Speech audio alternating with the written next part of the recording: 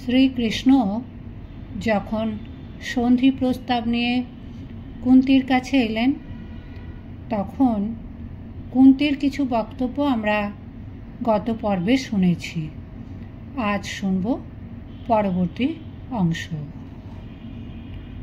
কুন্তি বললেন, অতএব তুমি অর্জুনকে এবং সর্বদা উদ্যোগী ভীমসেনকে বলো, ক্ষত্রিয় রমণী যে জন্য পুত্র প্রসব করে এই তার সময় এসেছে। তোমরা থাকতেই যদি এই উপস্থিত সময় নিষ্ফলে যায়, তাহলে তোমরা লোক সম্মানিত সাধু হয়ে অতি নিষ্ঠুর কার্য করবে। বৎসগণ, তোমরা ভোজ্য লাভের জন্য অনুনয় বিনয় করলে আমি তোমাদের চিরকালের জন্য ত্যাগ করব, কারণ সময় উপস্থিত হলে জীবনও ত্যাগ করা উচিত। সর্বদা ক্ষত্রিয় ধর্মে নিরত নকুল ও সহদেবকে বলবে যে তোমরা জীবন ত্যাগের উপক্রম করেও বিক্রম অর্জিত ভোগ বরণ করো, কারণ পুরুষোত্তম বিক্রমলব্ধ বস্তু সকল ক্ষত্রিয় ধর্মাবলম্বী লোকের মনকে সর্বদাই আনন্দিত করে। কৃষ্ণ বললেন, পিসিমা, আপনার মতো নারী জগতে কে আছেন? আপনি রাজা সুরের তনয়া এবং আজমির বংশে এসেছেন। হংসী যেমন এক হ্রদ থেকে অন্য হ্রদে আগমন করে, আপনিও তেমন এক মহাকুলে জন্মে অপর মহাকুলে এসেছেন এবং রাজ্ঞী সকল প্রকার মঙ্গল ভাগিনী ও স্বামীর পরম আদরের পাত্রী হয়েছেন।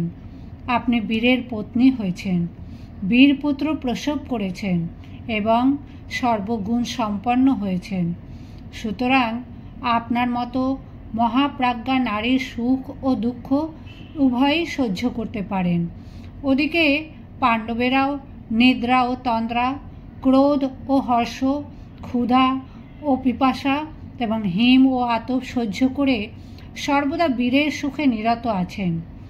আর বীর সুখপ্রিয় পাণ্ডবেরা সর্বদাই গ্রাম্য সুখ ত্যাগ করেছেন এবং মহোৎসাহী পাণ্ডবরা অল্পতেই সন্তুষ্ট হবেন না।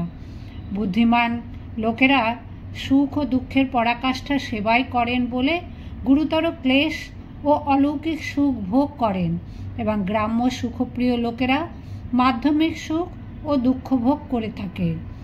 প্রাচীন জ্ঞানীরা কষ্ট ও ভোগের চরম অবস্থাতেই নিরত হতেন, কিন্তু তারা মাধ্যমিক অবস্থাতেও নিরত হতেন না, কারণ মুনিরা বলেন যে কষ্ট ও ভোগের চরম অবস্থা প্রাপ্তি সুখ এবং তার মধ্যম অবস্থায় দুঃখ।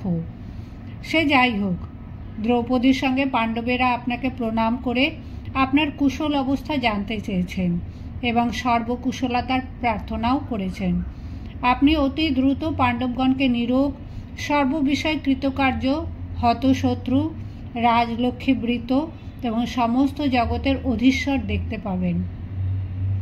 কৃষ্ণ এইভাবে আশ্বস্ত করলে মনের কষ্ট ও মোহ দূর করে কুন্তি বললেন, মহাবাহু মধুসূদন, পাণ্ডবগণের হিতকর মঙ্গলজনক কার্য ধর্মের হানি না করে তুমি করবে। পরন্তপ কৃষ্ণ, তোমার সত্যপরায়ণতা, বংশমর্যাদার প্রসিদ্ধি আমি জানি।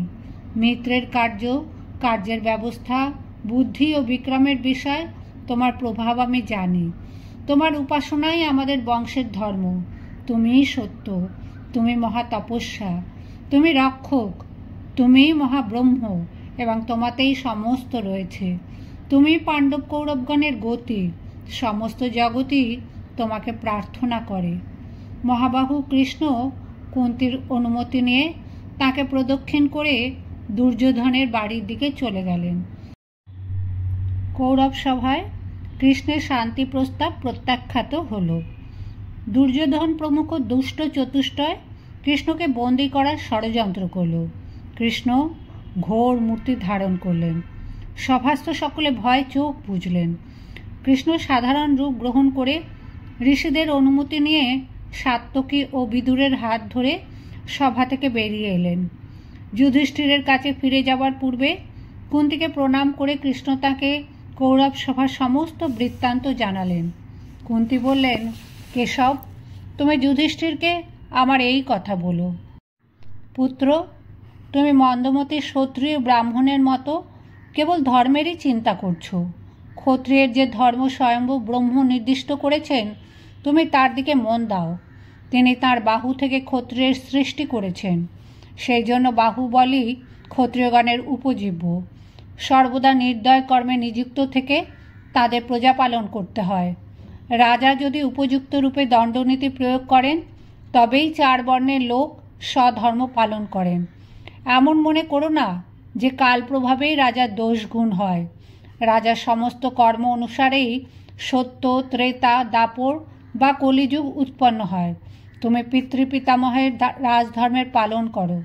তুমি যে ধর্ম আশ্রয় করতে চাইছো তা রাজস্বীদের ধর্ম নয়। দুর্বল বা অহিংসাপরায়ণ রাজা প্রজা পালন করতে পারে না। আমি সর্বদা এই আশীর্বাদ করছি যে তুমি যজ্ঞ, দান ও তপস্যা করো, শৌর্য, প্রজা, বংশবল ও তেজ লাভ করো। মহাবাহু, সাম, দান, ভেদ বা দণ্ডনীতির দ্বারা তোমার পৈতৃক রাজ্যাংশ উদ্ধার করো। তোমার জননী হয়েও আমাকে পরদত্ত অন্নপিণ্ডের প্রত্যাশায় থাকতে হয়। এর চেয়ে দুঃখ আর কি আছে? কৃষ্ণ, আমি বিদুলা ও তার পুত্রের কথা বলছি, তুমি যুধিষ্ঠিরকে শুনিও। বিদুলা নামে এক যশস্বিনী তেজস্বিনী ক্ষত্রিয় নারী ছিলেন। তার পুত্র সঞ্জয় সিন্ধুরাজ কর্তৃক পরাজিত হয়ে দুঃখিত মনে শুয়ে আছেন দেখে বিদুলা বললেন, তুমি আমার পুত্র নও, তুমি কোথা থেকে এসেছো? তুমি ক্রোধহীন ক্লিপ তুললো। তুমি যাবজ্জীবন নিরাশ হয়ে থাকতে চাও?